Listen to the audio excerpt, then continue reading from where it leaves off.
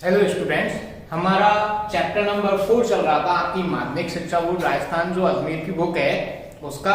और उसमें हमने पार्ट फर्स्ट की जो वीडियो थी वो कंप्लीट कर ली थी। और उसमें हमने ये पढ़ा था कि जो परावैद्युत पदार्थ होते हैं वो दो प्रकार के होते हैं, एक तो ध्रुवीय परावैद्युत और दूसरे अध्रुवीय परावैद्युत। और उनका ध्रुवण बाह्य विद्युत क्षेत्र में किस प्रकार से होता है ये हमने वहां पर पढ़ लिया था।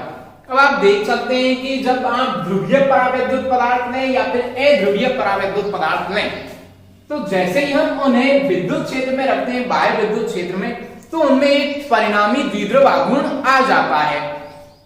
तो ये जो जैसे ही हम इस परावैद्युत पदार्थ को किसी बाह्य विद्युत क्षेत्र में रखते हैं और इसमें परिणामी द्विध्रुव आघूर्ण आता है, इसे कहते हैं हम प्रेरित द्विध्रुव आघूर्ण। और इस घटना को कहते हैं परावैद्युत पदार्थ का ध्रुवण। तो कभी कभी हमसे एक नंबर में डेफिनेशन पूछी जाती है, परावैद्युत पदार्थ का ध्रुवण क्या होता है। परावैद्युत पदार्थ का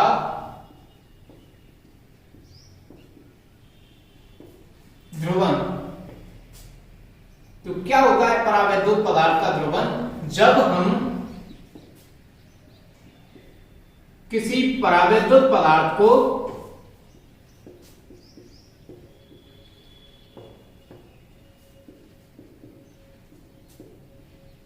बाह्य विद्युत क्षेत्र में रखते हैं तो क्या होगा वहां पर, जैसे ही हम इसे बाह्य विद्युत क्षेत्र में रखेंगे, बाह्य विद्युत क्षेत्र में रखते हैं, तो इसमें एक निश्चित एक नए परिणामी द्विध्रुव आघूर्ण आ जाता है। तो इसमें परिणामी द्विध्रुव आघूर्ण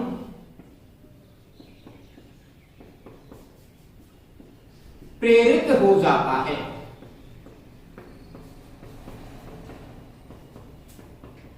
इस घटना को हम क्या कहते हैं? तो इस घटना को हम परावैद्युत पदार्थ का ध्रुवण कहते हैं।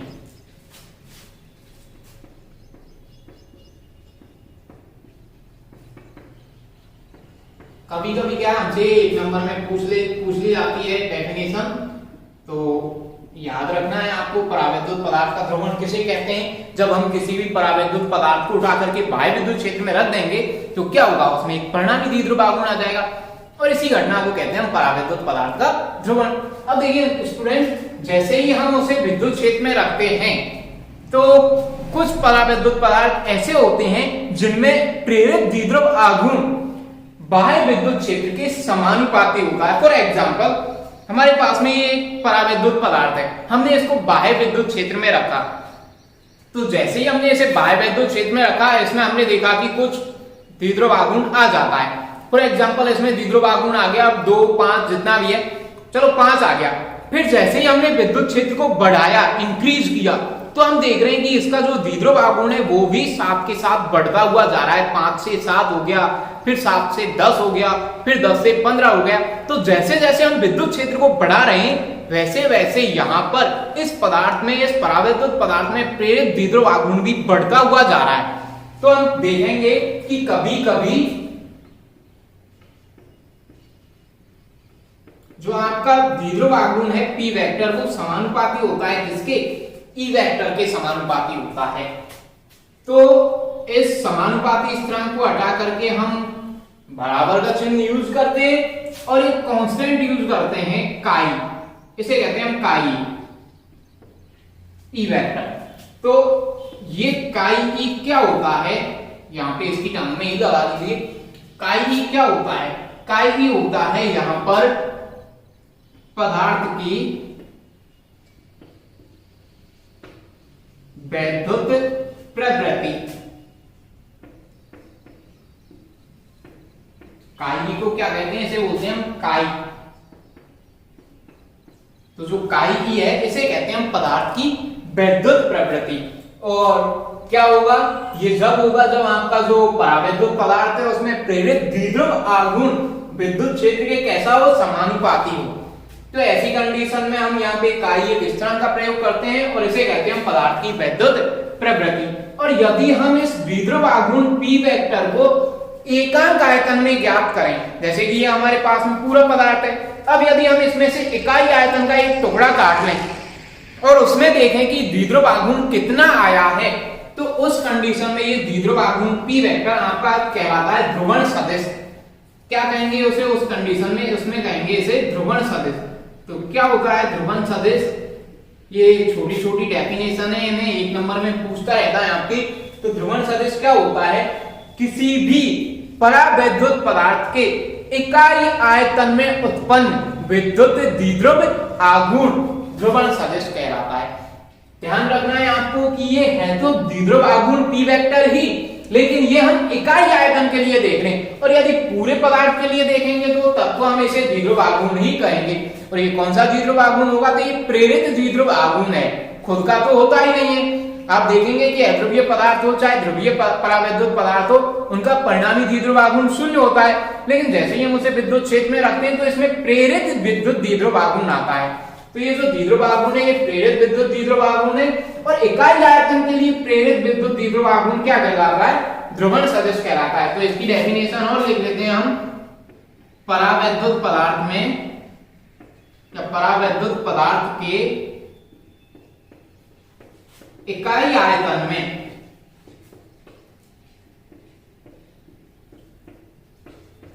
उत्पन्न प्रेरित द्विध्रुव आघूर्ण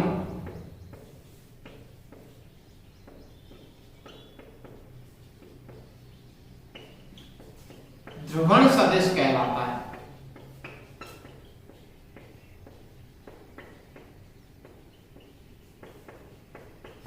तो आपका जो ये परावैद्युत पदार्थों वाला टॉपिक था वो यहाँ पे कंप्लीट होता है। ये छोटी छोटी डेफिनेशन रह गई थी लास्ट वीडियो में, वो आपकी वीडियो की वजह से कि ज्यादा बड़ी ना हो इसलिए इनको इस वीडियो में लिखा है। तो आप इन्हें नोट कर लें, ये वाली डेफिनेशन और ये वाली डेफिनेशन कभी कभी एक नंबर में इन्हें पूछता रहता है। अब हम नेक्स्ट टॉपिक देखते हैं धारिता। तो देखिए स्टूडेंट्स को इरेज कर रहे हैं। तो नेक्स्ट टॉपिक है हमारे पास में धारिता, कैपेसिटेंस।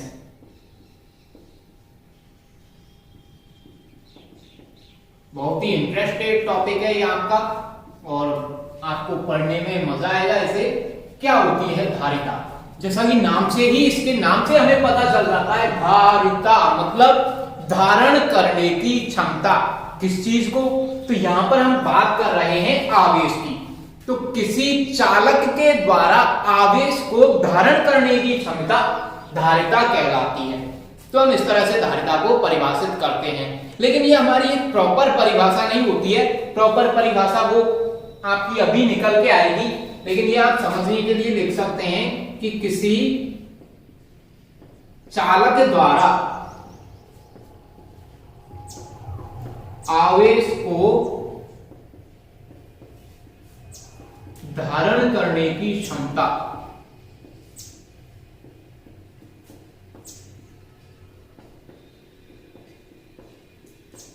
उस चालक की धारिता कहलाती है, और धारिता कहलाती है। तो ये तो बात हुई कैपेसिटेंस की। कैपेसिटेंस क्या होता है? आप देखेंगे कि ये मेरे पास में एक चालक है और मैंने इसको मान लीजिए 100 कूलम आवेश दिया। पहले मैंने इसको आवेश दिया कितना? 100 कूलम। और उस टाइम जब इसको 100 कूलम आवेश हमने दे दिया है तो इस चालक का विभव हो जाता है मान लीजिए 50 वोल्ट।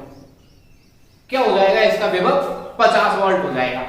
अब आप देख सकते हैं जैसे कि मैं इसको 1 कूलम आवेश देता हूं तो 1 कूलम आवेश देने में मुझे कोई प्रॉब्लम नहीं आएगी, लेकिन फिर मैं इसको 2 कूलम आवेश दूंगा तो जो पहले से इसके अंदर 1 कूलम आवेश है वो उस आने वाले आवेश का विरोध करेगा।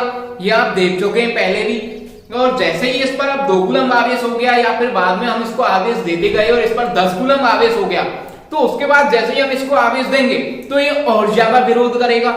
और अब हम देख रहे हैं कि हमने इसको आवेश देते देते इसका आवेश पहुंचा दिया है 100 कूलम तक, और इसका विभव हो गया है कितना? 50 वोल्ट। मतलब कि जैसे जैसे हम इसको आवेश देते जाएंगे इसका विभव बढ़ता हुआ जाएगा। ये बात आप जानते ही हैं। लेकिन क्या होगा? कुछ देर बाद में जैसे ही इसका विभव बहुत ज्यादा हो जाएगा तो इसका विभव अगले आने वाले आवेश से मना कर देगा, भाई अब तू मत आ। क्यों? वो विरोध तो करेगा ही, लेकिन एक कंडीशन तक तो ये है कि इसका विभव बढ़ रहा है फिर भी हम इसको आवेश दे रहे हैं, और बढ़ रहा है फिर भी आवेश दे रहे हैं। लेकिन एक कंडीशन पर आकर के क्या होगा, इसका विभव मना कर देगा आवेश को लेने से कि अब मैं और आवेश नहीं ले सकता। तो हम देख रहे हैं यहां पर कि इसको जैसे जैसे हम आवेश देते हैं, जैसे जैसे हम इसको आवेश देते हैं, इसका विभव बढ़ता हुआ जाता है। तो पहली बात तो ये हुई हमारे पास में कि दिया गया आवेश समानुपाती होता है किसके, विभव के। जैसे जैसे हम इसे आवेश देंगे वैसे वैसे विभव बढ़ेगा। दूसरी बात ये कि एक कंडीशन पर आकर के हम इसे और ज्यादा आवेश नहीं दे सकते, ये इसकी धारिता हुई कि ये माना कि ये 200 कूलम आवेश धारण कर सकता है, उससे ज्यादा नहीं कर सकता, तो इसकी धारिता हो गई 200 कूलम। तो इस तरह से हम धारिता को परिभाषित करने वाले हैं यहाँ पर। तो आप देखेंगे कि किसी भी चालक को दिया गया आवेश उसके विभव के समानुपाती होता है। यहां से हम धारिता का एक फॉर्मूला बनाते हैं और फिर वहां से हम धारिता को परिभाषित करेंगे। तो देखिए, किसी चालक को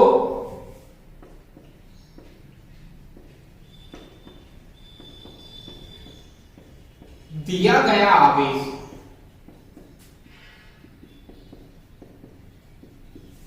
उसके विभव के समानुपाती होता है।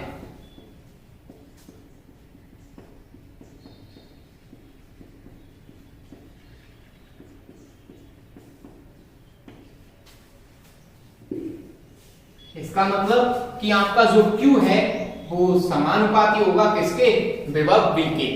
अब यहां पर हम समानुपाती के चिन्ह को हटा करके एक स्थिरांक का प्रयोग करेंगे और उस स्थिरांक को लेते हैं हम कैपिटल C से, तो C इंटू V। और यहां पर ये जो स्थिरांक है कैपिटल C, यही स्थिरांक कहलाता है चालक की धारिता। यहां C स्थिरांक है या कांस्टेंट है, जिसे क्या कहते हैं हम, जिसे चालक की धारिता कहते हैं, कैपेसिटेंस ऑफ कंडक्टर।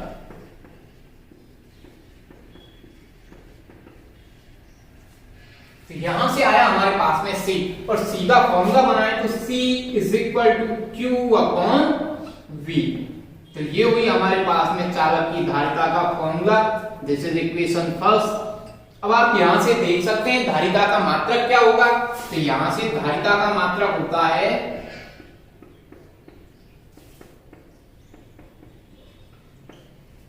Q आवेश, आवेश का मात्रक हो गया कूलम, प्रति विभव का मात्रक हो गया वोल्ट। तो धारिता का मात्रक हो गया कूलम प्रति वोल्ट।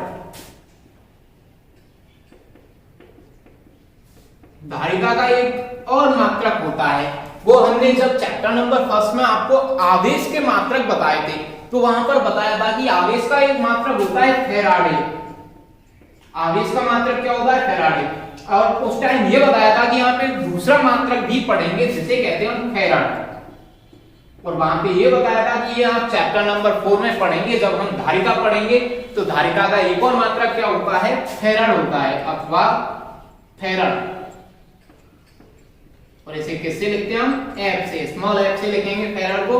तो ये हुआ धारिता का मात्रक। अब आप देखेंगे एक फैराड की वैल्यू क्या होती है और धारिता को हम कैसे परिभाषित करते हैं। तो यहाँ पे पहले हम एक फैराड की वैल्यू निकालते हैं कि एक फैराड क्या होगा। तो एक फैराड के लिए आपको क्या करना होगा, आवेश का मान कितना करना होगा, विभव के बराबर करना होगा। आवेश का मान विभव के बराबर, यदि आपका जो Q आवेश है वो हो 1 कूलम और विभव हो 1 वोल्ट, तो क्या होगा, that implies C is equal to 1 upon 1। Q की वैल्यू 1 कूलम, विभव की वैल्यू 1 वोल्ट, 1/1। और जब 1 से 1 को डिवाइड करेंगे तो ये आ गया 1 फैराड। मतलब यदि किसी चालक को हम 1 कूलम आवेश दें और इसका विभव बढ़े वो 1 वोल्ट बढ़े, यदि हम किसी चालक को 1 कूलम आवेश दें और इसका विभव 1 वोल्ट बढ़ जाए तो इस चालक की धारिता कितनी होगी, इस चालक की धारिता 1 फैराड होती है। ये 1 फैराड की परिभाषा होती है हमारे पास में, इसे लिख सकते हो आप, नोट कर सकते हो। 1 फैराड क्या होगा, यदि किसी चालक को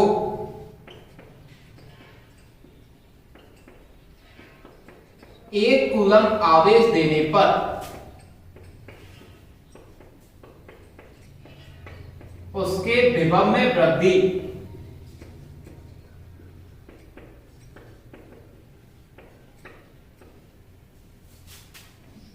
एक वोल्ट हो तो उस चालक की धारिता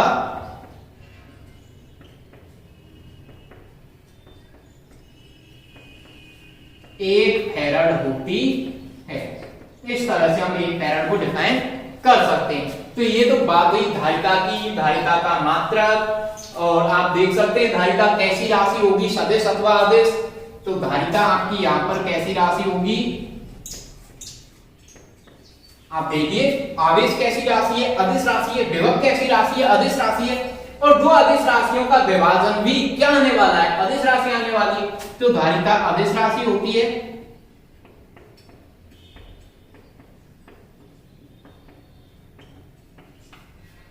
अब आप देखेंगे इसकी विमा क्या होगी।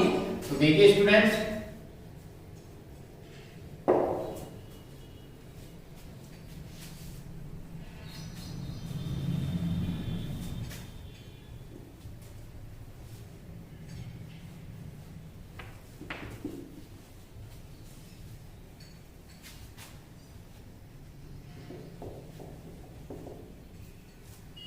जो धारिता है उसका फॉर्मूला क्या होता है, C = Q/V।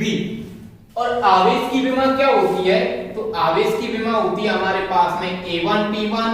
और विभव की विमा होती है M1 L2 P-3 A-1। ये विभव की विमा होती है। अब इस विमा को ऊपर लेकर के जाते हैं विभव की विमा को, तो धारिता की विमा क्या आ जाएगी, M। और n की पावर 1 ऊपर गई तो हो गई -1। L T और A के पदों में हमें लिखना है। अच्छा L की पावर देखते हैं, यहाँ पावर 2 है, ऊपर जाएगी तो -2। T की पावर यहाँ -3 है, ऊपर ले गए तो +3 हो जाएगी। और ऊपर +1 और है तो +3 और +1 हो गई +4। A की पावर नीचे -1 है, ऊपर लेकर के जाएंगे तो +1 हो जाएगी। और ऊपर एक A पहले से है तो कितनी हो गई, 1 and 1 2। तो ये हो गई धारिता की विमा। तो धारिता की विमा क्या होगी, धारिता की विमा होगी आपके M-1 L-2 T4A2। ये धारिता की विमा होती है। इस तरह से आप धारिता का जो टॉपिक है उसे यहाँ पे पूर्ण कर सकते हो। अच्छा इसका हम एक टेंजेंट के रूप में भी देखते हैं धारिता को, स्पर्शज्या जिसे कहते हैं हम, tan थीटा बोलते हैं ना, उसी के रूप में। कैसे, आप देखिए विभव में और आवेश के बीच में आप ग्राफ बनाएंगे। इधर लेता हूं मैं आवेश और इधर लेता हूं मैं विभव। तो आपने अभी देखा था कि जो दिया गया आवेश है वो विभव के कैसा होता है, समानुपाती होता है। तो समानुपाती के लिए ग्राफ इस तरह से बनेगा कुछ। अच्छा मैं यहां से डॉटेड लाइन लेता हूं, ये मैंने एक लंब खींचा, यहां तक ये मान किसका है, तो आप देख सकते हो ये मान है हमारे पास में आवेश का। और यहां से यहां तक ये मान किसका है, ये मान है विभव का। और माना ये जो ग्राफ है वो एंगल बना रहा है थीटा। तो हमारे पास में ये एक समकोण त्रिभुज बनता है और इसमें आप tan थीटा अप्लाई कीजिए, tan थीटा। तो क्या होता है tan थीटा, लाल बटे कक्का वाले फॉर्मूला से तो आप जानते हैं tan थीटा = लंब बटे आधार। तो यहां पर लंब क्या है, लंब है यहां पर Q अपॉन आधार है यहां पर B। और Q अपॉन B क्या होता है, यही तो धारिता होती है। तो इसे हम ऐसे भी कह सकते हैं कि आवेश तथा विभव के मध्य बने ग्राफ की स्पर्शज्या, टेंजेंट को क्या कहते हैं, स्पर्शज्या, धारिता को दर्शाती है।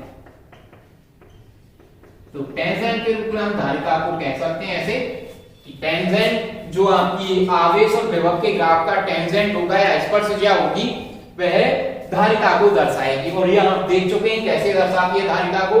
तो ये हमारा जो धारिता वाला टॉपिक है, कॉन्सेप्ट है, ये यहाँ पे खत्म होता है। अब आगे हम अलग अलग चालकों की धारिता की गणना करेंगे। तो सबसे पहले गणना करेंगे हम एक गोलीय चालक की धारिता कि एक गोलीय चालक की धारिता की गणना कैसे की जाती है।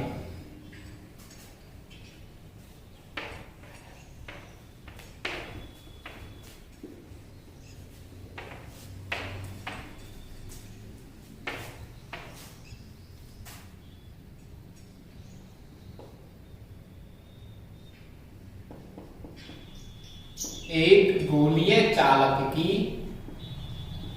धारिता, कैपेसिटेंस ऑफ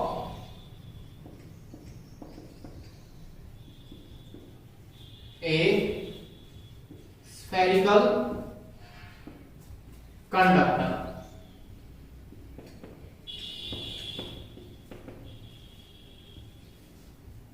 तो देखिए स्टूडेंट्स, हमें क्या करना है, एक गोलीय चालक लेना है। ये हमने एक गोलीय चालक लिया और इसको हमने माना आवेश दिया प्लस क्यू। कितना आवेश दिया, ऐसे प्लस कैपिटल क्यू आवेश दे दिया। अब इस कैपिटल क्यू आवेश को देने के बाद में ये इस गोलीय चालक की त्रिज्या होगा ये कैपिटल आर। तो इस कैपिटल क्यू आवेश को देने के बाद इसका विभव कितना हो जाएगा, तो इसका विभव कहां पर, इसकी सतह पर। हमें बाहर से कोई मतलब नहीं है, अंदर से कोई मतलब नहीं है, हम इसको आवेश कहां दे रहे हैं, इसकी सतह पर दे रहे हैं। तो जैसे कि ये गोलीय चालक है और मैं इसे आवेश दे रहा हूं और मैंने इसे कैपिटल क्यू आवेश दे दिया है, तो इसकी सतह का जो विभव होगा वही तो आगे आने वाले आवेश का विरोध करेगा। बाहर विभव क्या है, वो ज्यादा इफेक्ट नहीं डालेगा, लेकिन हमें आवेश इसकी सतह पर लेकर के आना है, इसकी सतह को आवेश देना है। तो इसकी सतह पर जो विभव होगा वो आने वाले आवेश को विरोध करता है। तो इसकी सतह पर विभव देखते हैं हम, इसकी सतह पर विभव क्या होगा, V एट सरफेस। तो देखिए कि हमारे पास में गोलीय चालक है जिसकी त्रिज्या कैपिटल आर है और इस पर आवेश कितना है, कैपिटल क्यू। तो माना एक गोलीय चालक जिसकी त्रिज्या कैपिटल आर है को हमने कैपिटल क्यू आवेश दिया, अतः इसकी सतह पर विभव कितना होगा,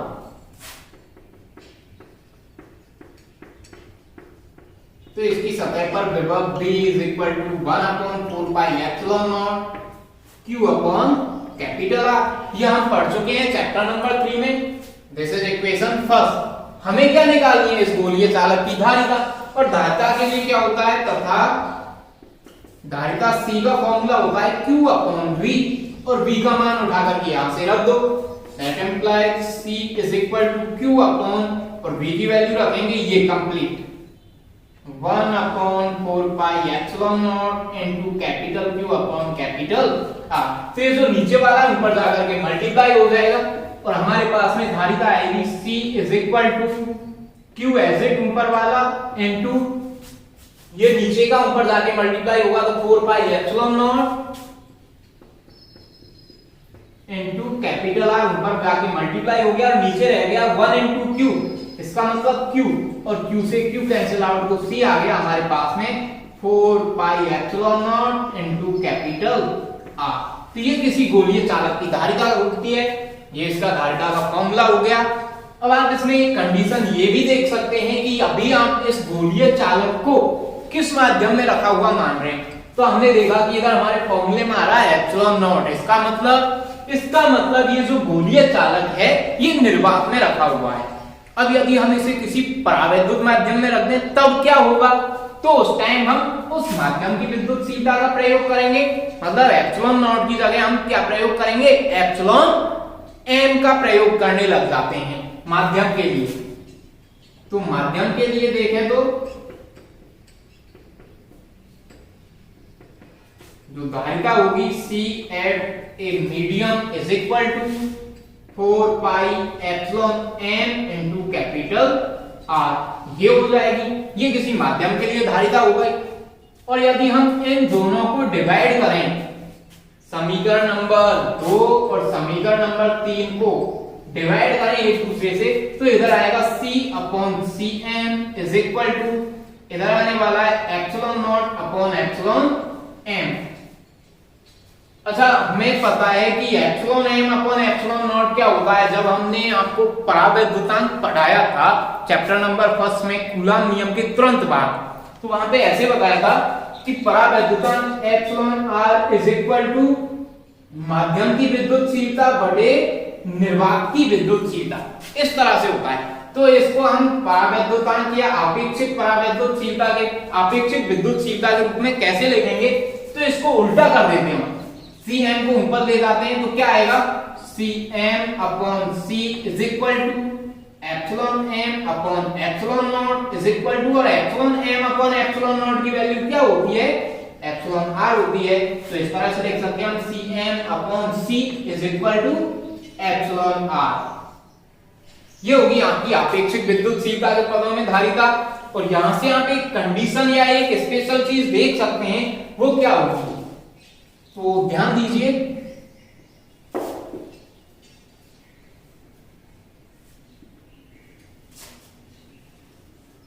कि आपका जो Cm अपॉन C है वो किसके बराबर है, एप्सिलॉन r के बराबर है। यहां से तो यहां से देखिए हम C at medium is equal to epsilon r into C, या फिर इसको ऐसे भी देख सकते हैं कि जो एप्सिलॉन r है डायरेक्टली एप्सिलॉन r की वैल्यू हमेशा कितनी होती है, तो एक से बड़ी होती है, एक से छोटी होती है।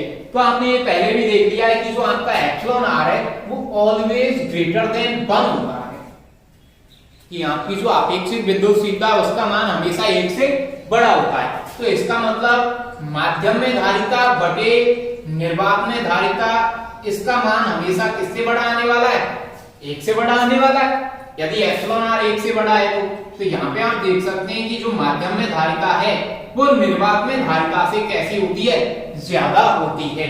C को इधर ले जाके मल्टीप्लाई कर देंगे तो Cm is greater than capital C। इसका मतलब ये हुआ कि यदि हम चालक को ले जा करके किसी परावैद्युत माध्यम में धर दें तो उसकी धारिता बढ़ जाएगी, जबकि यदि वह निर्वात में रखा है तो उसकी धारिता कैसी होगी, कम होगी। इससे क्या फायदा होगा हमें, इससे फायदा ये होगा कि मुझे इसको देना है 200 कूलम आवेश और इसकी धारिता 150 कूलम की है, तो इसको ले जाकर के एक परावैद्युत माध्यम में धर दो, अपने आप धारिता बढ़ जाएगी।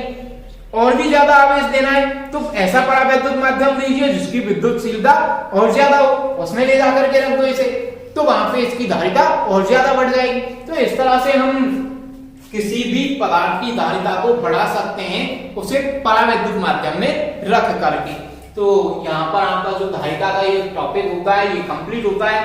अब नेक्स्ट वीडियो में हम डिस्कस करेंगे संधारित्र के बारे में, कैपेसिटेंस या फिर कैपेसिटर के बारे में। तो कैपेसिटर क्या होता है ये आप पहले भी बता चुका हूं मैं आपको कि आपके पंखों में जो कंडेंसर लगे होते हैं वो एक कैपेसिटर होते हैं। वो कैसे काम करते हैं, उनका काम क्या होता है पंखे के अंदर, और उन्हें हम क्यों यूज करते हैं, उसकी जगह हम और क्या चीज यूज कर सकते हैं, ये हम अगली वीडियो में देखने वाले हैं।